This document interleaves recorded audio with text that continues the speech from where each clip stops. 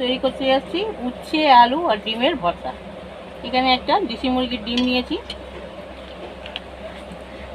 উচ্ছে নিলাম, উচ্ছেটাকে লম্বা লম্বা করে কেটে নিয়েছি, একটা আলু নিয়েছি। এগুলোকে সব আমি সেদ্ধ করে নেব।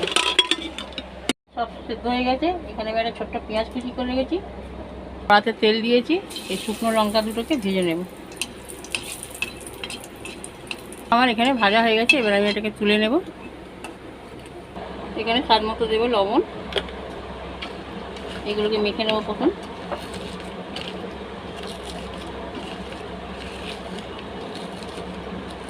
এখানে লঙ্কা আর পেঁয়াজটা ভালো করে মাখা হয়ে গেছে, এবার এখানে আমি উচ্ছেগুলোকে মাখবো। এটা একটা চট জলদি রেসিপি, বর্ষাকালে বাজারে না যেতে পারলে বাড়িতে থাকা উপকরণ দিয়েই এক থালা ভাত খাওয়া হয়ে যাবে। উচ্ছেটা মেখে নিলাম, এবার আর এখানে ডিমটা দেবো।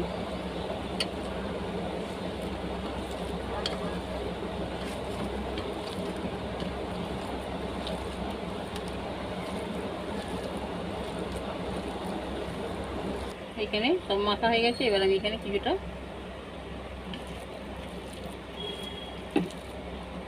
বন্ধুরা, এখানে আমার উচ্ছে আলু ডিমের ভর্তা সম্পূর্ণ রেডি। এখানে আমি কাঁচা সর্ষের তেল উপর থেকে ভাতে দিলাম, দিয়ে আমি এই খাবারটা ভাতের সঙ্গে, ভর্তাটা ভাতের সঙ্গে পরিবেশন করলাম। এই রেসিপিটি যদি আপনাদের ভালো লাগে, আপনারা যদি ইউটিউব চ্যানেল থেকে দেখেন, আমাকে একটা লাইক করবেন, কে কোথা থেকে দেখছেন কমেন্ট করবেন, বন্ধুদের সঙ্গে বেশি করে শেয়ার করবেন।